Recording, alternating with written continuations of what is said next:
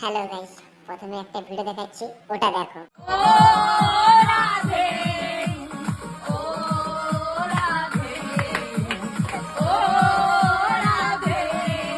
তো চলো এর ফানি কমেন্ট গুলো পড়া যাক। अच्छा ठीक है। ছাপড়ি গন, তবা তবা সারা মুড খারাপ করে দিয়া,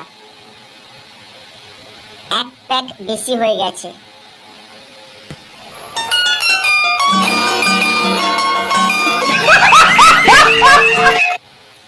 এখানে অল্প রেটে মাল পাওয়া যায়।